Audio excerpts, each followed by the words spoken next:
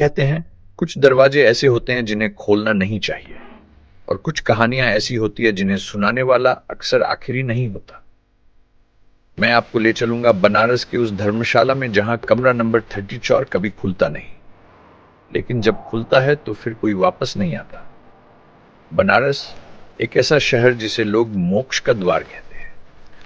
यहाँ हर गली में एक मंदिर है, हर मोड़ पर एक कथा, लेकिन इन्हीं गलियों में छुपे हैं कुछ ऐसे राज जिनसे नजरें चुराना ही बेहतर होता है। शहर के किनारे एक पुरानी धर्मशाला है, काशी विश्राम भवन। बाहर से देखने पर एक आम खंडहर होती पुरानी इमारत, लेकिन अंदर की दीवारों पर समय की स्याही चिपकी हुई है। इस धर्मशाला का एक कमरा है, कमरा नंबर 34, धर्मशाला की आखिरी कोठरी, बाईं ओर। कोई नहीं जाता वहां, कोई जाने नहीं देता। क्यों? क्योंकि 33 साल पहले वहां एक तांत्रिक को जिंदा जला दिया गया था। 1995 में बनारस की इसी धर्मशाला में एक रहस्यमय तांत्रिक ठहरा था। नाम था भैरवनाथ। उसने धर्मशाला के कमरा नंबर 38 को किराए पर लिया था, महीने भर के लिए। कोई नहीं जानता था कि वो वहां क्यों आया था। धीरे धीरे धर्मशाला के बाकी कमरों से आवाजें आने लगी, शंख, हवन और कुछ असामान्य मंत्रोच्चार। एक रात 2 बजे अचानक पूरी धर्मशाला हिलने लगी। लोगों ने कमरे का दरवाजा तोड़ने की कोशिश की। अंदर धुआं भरा था और वहां बीच कमरे में बैठा था भैरवनाथ। चारों तरफ जलते दिए और राख से बनी आकृतियां, उसके चारों ओर जलते गोले, लहू से सनी जमीन और आंखें जो किसी और लोक में देख रही थी। लोग डर गए। उन्होंने दरवाजा बंद कर दिया और बाहर से आग लगा दी। वो चीखता रहा, पर कोई बचाने नहीं गया। उस दिन के बाद से कमरा नंबर 14 बंद कर दिया गया।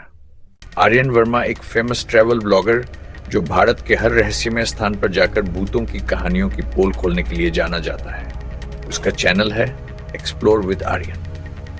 वो नहीं मानता था भूत प्रेत को, जो दिखता है वही सच है। उसका यही उसूल था। जब उसे बनारस की धर्मशाला और कमरे नंबर 30 की कहानी पता चली तो उसने उसी दिन टिकट बुक किया। आर्यन बनारस पहुंचा, कैमरामैन नहीं, सिर्फ मोबाइल और 3 पोर्टेबल कैमरे साथ थे। वह चाहता था सब कुछ लाइव दिखाना। धर्मशाला में दाखिल होते ही उसकी नजर पड़ी एक बूढ़े चौकीदार पर, हरिहर बाबू। बाबूजी, मुझे कमरा नंबर 34 चाहिए। हरिहर बाबू का चेहरा पीला पड़ गया। बेटा, वहां कोई नहीं जाता अब, वो बंद है। 30 साल से बंद है। अगर चैन चाहिए तो 32 या 35 ले लो। नहीं बाबूजी, मैं सिर्फ एक रात वहां रहूंगा। कैमरा है मेरे पास, लाइव करूंगा। कुछ भी गलत हुआ तो सबको दिखेगा। अगर सुबह तक जिंदा रहो तो चाबी वापस दे देना। कमरा खुला। जंग लगी चिटकनी की आवाज पूरे कॉरिडोर में गूंज उठी। कमरे में अंधेरा था, हवा नहीं, सिर्फ एक अजीब सी सरांद। दीवारों पर पुराने मंत्रों के निशान, छत पर जलने के काले दाग और फर्श पर अभी तक राख के निशान। आर्यन ने 3 कैमरे लगाए, एक एंट्रेंस पर, एक खुद के सामने और एक छत की ओर। नमस्ते दोस्तों, मैं आर्यन वर्मा आज हूं बनारस के सबसे डरावने धर्मशाला में, कमरा नंबर 34 में। आज रात मैं यहीं रहूंगा, अकेला। अगर कोई भूत है तो वो अब लाइव आएगा। सब कुछ सामान्य था, पर तभी कॉरिडोर के लाइट्स टिमटिमाने लगी। चौकीदार की खांसी की आवाज लाइव में सुनी गई, जबकि वो तो नीचे था। कमरे में मौजूद लैंप खुद ब खुद बंद हो गया। फिर कैमरे में एक हल्की सी परछाई दिखी। लाइव कमेंट्स में लोग लिखने लगे, There's someone behind you. Turn back, turn back. Shadow behind. OMG. Aryan हंसता रहा। अरे भाई दारोमाट, मैं न अकेला हूं यहाँ। लेकिन तभी कैमरे में जोरदार चीख गूंजी। कमरा हिलने लगा जैसे भूकंप हो। छत से राख गिरने लगी और एक गहरी सी आवाज आई, तपस्या अधूरी है। जब इंसान अपनी आंखों से वो देखता है जो उसके यकीन के बाहर हो, तो या तो वो पागल हो जाता है या फिर हमेशा के लिए खो जाता है। आर्यन वर्मा को भी वो रात अब तक की सबसे बड़ी सजा बननी थी। रात 12 AM धर्मशाला का कमरा नंबर 38, स्क्रीन अंधेरे में डूबी थी, लेकिन माइक्रोफोन अब भी चालू था। आर्यन की भारी भारी सांसें और किसी के चलने की आवाज। लाइव चैट पागल हो चुकी थी।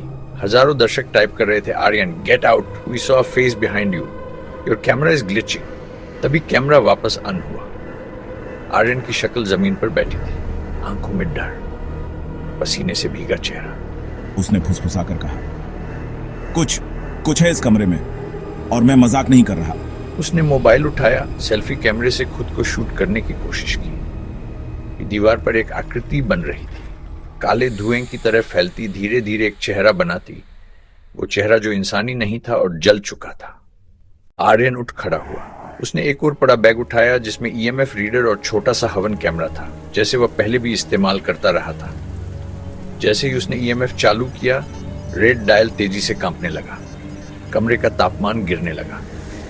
सांसें ठंडी हो गई और फिर उसने देखा दीवार बनी एक आकृति, पुराने मंत्रों से बनी एक यंत्र। लेकिन वो यंत्र पूरा नहीं था, एक हिस्सा अधूरा।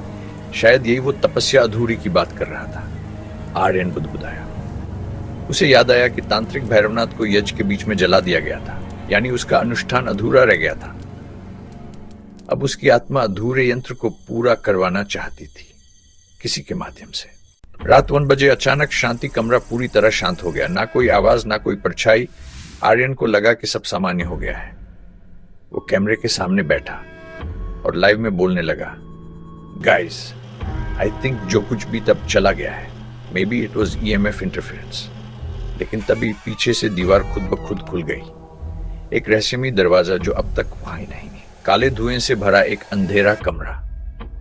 आर्यन ने टॉर्च निकाली और कैमरे के साथ उस कमरे में कदम रखा। इस कमरे की दीवारों पर राख से लिखे श्लोक थे। बीच में एक हवन कुंड जिसके चारों ओर अधजले अस्थि पिंजर बिखरे थे। आर्यन का कैमरा हिलने लगा।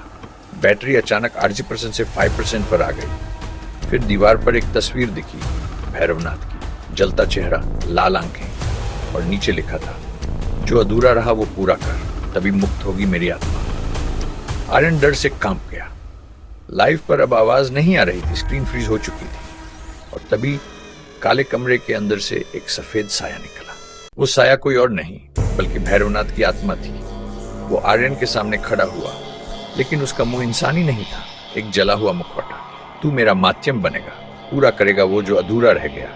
आर्यन भागने की कोशिश करता है, लेकिन पैर जड़ हो जाते हैं। उसके कानों में वही आवाज गूंजती है, तपस्या अधूरी है, अधूरी।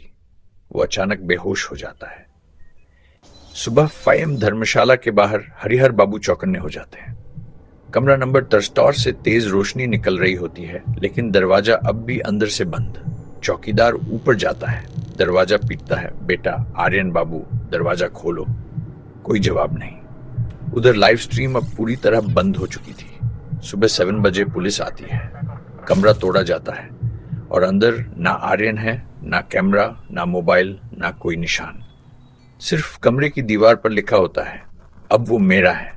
कहते हैं आत्माएं जब अधूरी रह जाती हैं तो वो अपना काम पूरा करवाने के लिए माध्यम ढूंढती है।